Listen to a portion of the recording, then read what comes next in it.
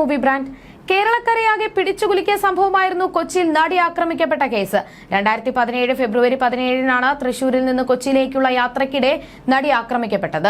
Quotation സംഘങ്ങൾ ആദ്യം പിടിയിലായ കേസിൽ മാസങ്ങൾ പിന്നിട്ടപ്പോഴാണ് ദിലീപിന്റെ പേര് ഉയർന്നു കേട്ടത്.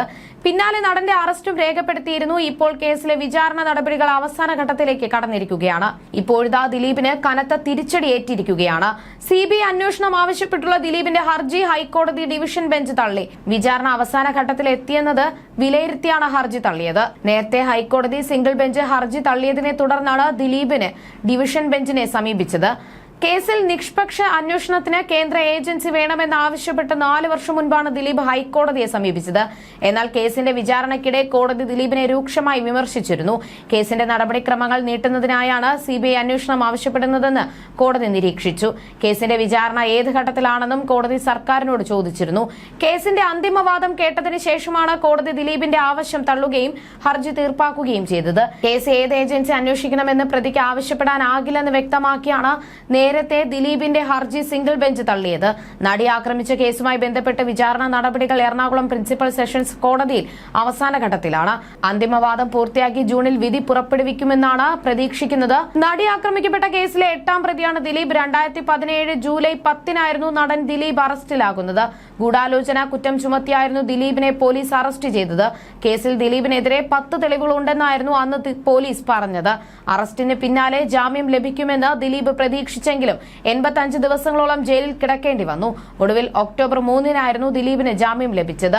അന്നു മുതൽ കേസുമായി ബന്ധപ്പെട്ട് മജിസ്ട്രേറ്റ് കോടതിയിലും ഹൈക്കോടതിയിലും സുപ്രീം കോടതിയിലുമായി 50-ന് മുകളിൽ ഹർജികളാണ് നൽകിയത്. ലക്ഷങ്ങൾ ഫീസായി നൽകി ഇന്ത്യയിലെ തന്നെ പ്രബലരായ വക്കീലന്മാരെ നിയോഗിച്ചായിരുന്നു ദിലീപ് ഈ ഹർജികളെല്ലാം സമർപ്പിച്ചത്.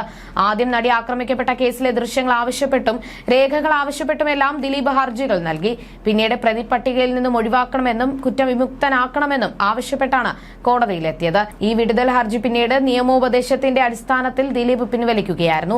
സംവിധായകൻ ബാലചന്ദ്രകുമാറിന്റെ വെളിപ്പെടുത്തലും തുടർന്ന് കേസിൽ തുടരന്വേഷണം നടത്താനുള്ള തീരുമാനത്തിനെതിരെയും ദിലീപ് കോടതിയിലെത്തിയിരുന്നു. കേസിൽ വിചാരണ വൈകുമെന്ന് ആരോപിച്ചതടക്കം ദിലീപ് ഹർജി നൽകിയിട്ടുണ്ട്. എന്നാൽ ഇതെല്ലാം ദിലീപിന്റെ തന്ത്രങ്ങൾ മാത്രമാണെന്നും വിചാരണ വൈകുമെന്ന് ആരോപിച്ചുള്ള ഹർജി അടക്കം മനഃപൂർവ്വം കേസ് വൈകിപ്പിക്കാനുള്ള നടന്റെ ശ്രമങ്ങളുടെ ഭാഗമാണെന്നും സർക്കാർ ഹൈക്കോടതിയെ അറിയിച്ചിരുന്നു. തുടരെയുള്ള ഹർജികളിൽ അതിജീവിതയും നടനെതിരെ രംഗത്തെത്തിയിരുന്നു. അതേസമയം നടിയെ ആക്രമിക്കാനായി ദിലീപ് നൽകിയത് 1.5 കോടിയുടെ കൊട്ടേഷനാണെന്നാണ് സുനി കുറച്ചു ദിവസങ്ങൾക്ക് മുൻപ് ഒരു ചാനലിന്റെ സ്റ്റിംഗ് ഓപ്പറേഷനിലൂടെ വെളിപ്പെടുത്തിയത്. ഇനി തനിക്ക് 80 ലക്ഷം രൂപയോളം കിട്ടാനുണ്ടെന്നും പൾസർ സുനി അവകാശപ്പെടുന്നു. എന്തുകൊണ്ടാണ് ദിലീപ് ഇത്തരമൊരു കൊട്ടേഷനിലേക്ക് നീങ്ങിയതെന്നും മാധ്യമപ്രവർത്തകനോട് പൾസർ സുനി പറയുന്നുണ്ട്. അതോടൊപ്പം തന്നെ കേസിലെ നിർണായക തെളിവായി മാറിയേക്കാവുന്ന ദൃശ്യങ്ങൾ പകർത്തിയ മൊബൈൽ ഫോണും മെമ്മറി കാർഡും സുരക്ഷിതമായിരിക്കുന്നുണ്ടെന്നും അദ്ദേഹം വ്യക്തമാക്കി. എന്നാൽ അത് എവിടെയാണെന്ന് തുറന്നു പറയാൻ പൾസർ സുനി തയ്യാറായില്ല. മെമ്മറി കാർഡിലെ ദൃശ്യങ്ങളുടെ 1-ലേറെ പകർപ്പുകൾ എടുത്തിട്ടുണ്ടെന്ന നിർണായക വെളിപ്പെടുത്തലും 1-ാം പ്രതി നടത്തുന്നുണ്ട്. പകർപ്പുകൾ പോലീസിന്റെ കൈവശമുണ്ടെങ്കിലും യഥാർത്ഥ മെമ്മറി കാർഡ് കണ്ടെത്താൻ പോലീസിന് സാധിച്ചിരുന്നില്ല. വിചാരണ അവസാന ഘട്ടത്തിൽ എത്തി നിൽക്കുന്ന സാഹചര്യത്തിൽ പൾസർ സുനിയുടെ വെളിപ്പെടുത്തൽ പ്രോസിക്യൂഷന് സഹായകരമാകുന്ന തെളിവായി മാറുമെന്നാണ് പ്രതീക്ഷിക്കുന്നത്. തന്നെ ആക്രമിക്കരുതെന്ന് നടി കരഞ്ഞു പറഞ്ഞിരുന്നുവെന്ന വെളിപ്പെടുത്തലും സുനിയുടെ ഭാഗത്തു നിന്നും ഉണ്ടായിട്ടുണ്ട്. എന്താണ് സംഭവിക്കാൻ പോകുന്നത് എന്നതിനെക്കുറിച്ച് അതിജീവിതയ്ക്ക് അറിയാമായിരുന്നു. തന്നെ ആക്രമിക്കാതിരുന്നാൽ എത്ര പണം വേണമെങ്കിലും നൽകാമെന്ന് നടി പറഞ്ഞു. എന്നാൽ അതിന് ഞാൻ തയ്യാറായില്ല. ആ പണം വാങ്ങിയിരുന്നുവെങ്കിൽ ഇന്നിപ്പോൾ ജയിലിൽ പോകാതെ സുഖമായി കഴിയാമായിരുന്നു. എന്നാൽ അതിലും വലിയ ഓഫർ കൊട്ടേഷൻ നൽകിയവർ തന്നു. സ്വാഭാവികമായ ദൃശ്യങ്ങൾ എടുക്കാൻ സമ്മതിച്ചില്ലെങ്കിൽ ഫ്ളാറ്റിൽ കൊണ്ടുപോയി കൂട്ടബലാത്സംഗം ചെയ്യുമെന്ന് ഭീഷണിപ്പെടുത്തിയതായും പൾസർ സുനി പറയുന്നു. നടിയെ ബലാത്സംഗം ചെയ്യാൻ 1.5 കോടിയുടെ കൊട്ടേഷനാണ് ദിലീപ് നൽകിയത്. ബലാത്സംഗം പകർത്താനും നിർദ്ദേശിച്ചു. എന്താണ് ചെയ്യാൻ ഉദ്ദേശിച്ചത് എന്ന് അതിജീവിതയ്ക്ക് അറിയാം. അതിക്രമം ഒഴിവാക്കാൻ എത്ര കാശും തരാമെന്ന് അതിജീവിത പറഞ്ഞു. ആ പണം വാങ്ങിയിരുന്നുവെങ്കിൽ ജയിലിൽ പോകാതെ രക്ഷപ്പെടാമായിരുന്നു. തന്റെ കുടുംബം തകർത്തതിലെ വൈരാഗ്യമായിരുന്നു ദിലീപിന്. അക്രമം നടക്കുമ്പോൾ ഞാൻ ദിലീപിന്റെ നിരീക്ഷണത്തിലായിരുന്നു. ഏതാണ്ട് 2 മണിക്കൂർ നേരമാണ് നടിയെ മാനസികമായും ശാരീരികമായും ഉപദ്രവിച്ചത്.